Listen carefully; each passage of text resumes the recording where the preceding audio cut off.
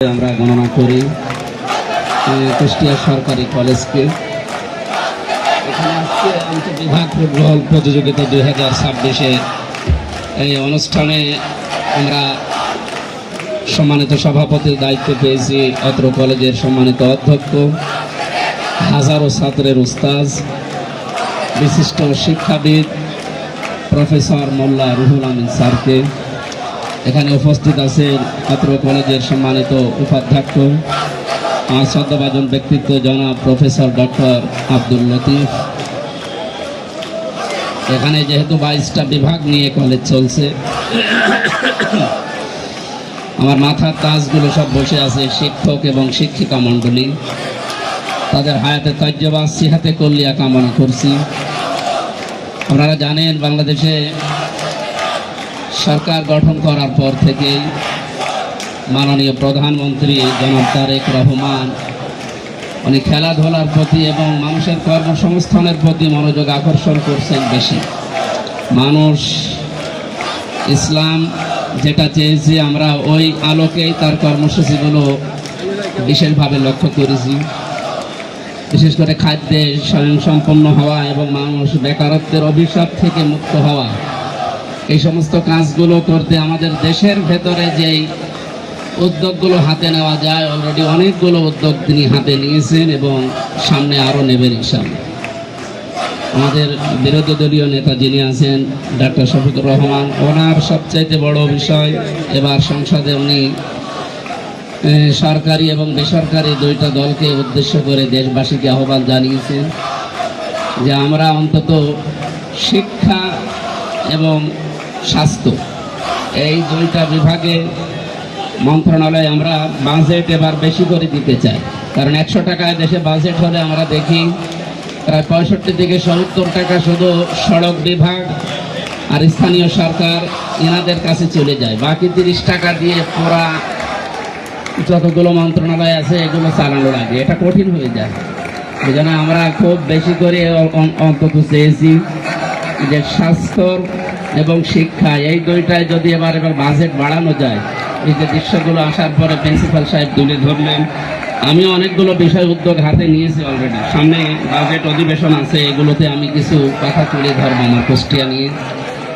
আপনাদেরকে আশ্বস্ত করতে চাচ্ছি, শহীদ মিনার যেটা আমি উপাধ্যক্ষ সাহেবের সাথে কথা বলছিলাম, এই শহীদ মিনারটা আসলে একটা বেমানান। এখানে আমরা যে জায়গায় দেওয়ার কথা বললেন প্রিন্সিপাল সাহেব, আমরা ওখানে ইনশাল্লাহ চেষ্টা করব। এবার এখানে যে ভঙ্গুর একটা ছাত্রাবাস আছে, আমি দেখেছি ওটা এর আগে, এটা আশা করছি থাকবে না।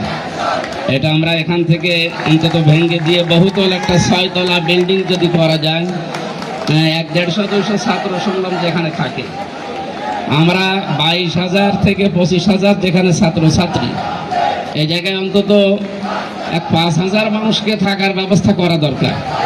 এটা তো বাস্তবতা। আমার প্রাণপ্রিয় প্রতিষ্ঠান ইসলামী বিশ্ববিদ্যালয় কুষ্টিয়া, সেই জায়গার যে অবস্থান, সেখানকার তুলনায় শুনলাম ছাত্রছাত্রী এখানে আরও বেশি। সেই হিসাবে আমরা এগুলো সামনে হাতে নিতে চাচ্ছি। প্রশাসনিক ভবনের পূর্ব পাশের এই যে ফিজিক্স এবং কেমিস্ট্রি ডিপার্টমেন্টের জায়গায় একটা বহুতল ভবন নির্মাণ করার আহ্বান জানিয়েছে। আমরা এটা চেষ্টা চালাবো ইনশাল্লাহ। শিক্ষামন্ত্রী মহোদয়ের সাথে আমি সেদিন কথা বলেছি, উনি আমারে বলছিলেন আপনার আসনের ভেতরে যে সমস্ত প্রতিষ্ঠানে ইমার্জেন্সি কোনো ভবন লাগবে, আপনার ডিও লেটার দিয়ে আপনি আমাকে আলাদাভাবে দেবেন, আমি ওটা স্পেশালভাবে দেখবো ইনশাল্লাহ। আমি দেখি সরকারি কলেজকে আমি তালিকায় 1 নম্বরে রাখবো ইনশাল্লাহ। মাঠ সংস্কার এবং মাটি ভরাট, এখানে যে বিষয়টা শুনলাম এর আগে যে মাঠের অবস্থান ছিল, এর হালকা টাচ পাওয়া যাচ্ছে ওই যে আশপাশগুলো দেখলে যে কি অবস্থা ছিল। সুতরাং এগুলো আমরা সামনে রাখতে চাই না ইনশাল্লাহ। দ্রুত এর ব্যবস্থা আমি দেখি যারা প্রশাসনের দায়িত্বে আছে সরকারের বিভিন্ন মন্ত্রণালয়ে, আমি নিজে কথা বলবো এই কলেজের জন্য। আমার সহকারে যিনি আছেন এই যে মমিন বিশ্বাস, উনি এখানকার ছাত্র ছিলেন, ছাত্র নেতা। আমার মনে হয় আমিও এখানে পড়াশোনা করতে পারলে মায়া মহব্বত ওনার মতো আরো বেশি বাড়তো। আমার সে সকাল থেকে লেগে আছে যে চলেন তাড়াতাড়ি যান। আমি তো এমনিতে রাত জেগে থাকি, দিনের বেলা একটু ঘুমা আসে, আজকে ঘুমাতেও দেয়। একাডেমিক ভবনগুলোর যে বিষয়গুলো, এই যে একটা ভবন একটু রং করা লাগছে, ভালো লাগছে দেখতে। বাকি বিভাগগুলো যদি আমার মনে হয় রং করা থাকতো, এটা দেখতে আরো ভালো লাগতো। দেখি একটা চেষ্টা চালাচ্ছি। আমি টিওনোকে বলি একটা অতি দ্রুত একটা বরাদ্দ দিয়ে অন্তত ঈদের আগে, যেহেতু একটা আনন্দ গণপ্রবেশ পরিবেশ আসবে, এটা আমরা চেষ্টা চালাবো ইনশাআল্লাহ। আমি আনন্দও পেয়েছি, আবার একটু দুঃখও পেয়েছি, কারণ এখানে গাছ কাটার যে বিষয়টা শুনলাম, আমাদের কি শিক্ষক পরিষদের শ্রদ্ধাভাজন স্যার যিনি বলছিলেন, আসলে গাছ কে বা কারা কেটেছে এটা তদন্তের মাধ্যমে বের করে, কিন্তু বাকি যেগুলো হচ্ছে এগুলো তো তদন্ত করা দরকার। বাকি যারা যা করছেন, আমি মনে করছেন লেবাস করে আছি, মনে করছেন হুজুর, আমি হুজুর না, আমি এগুলোর তালিকা নিয়ে যাব আজকে, যে আপনাদের যা করা লাগে আমি তাই করব। আমি ভুয়া কি আপনাকে আমি দেখাবো আজকে। আপনাদের সেই কয়েকজনের তালিকা আমার কাছে আছে অলরেডি, আমি সত্যই উপরে জানাবো। আমি টিএমকে আপনাদের সম্পর্কে জানাবো এই কয়েকজনের, যে এরা এই শিক্ষা ভবনটা নষ্ট করার জন্য পেছনে কারা আছে তাও জানি আমি তাদের নামও দেব নালিশ একেবারে উপরে। দেখে আপনারা কতদূর পারেন।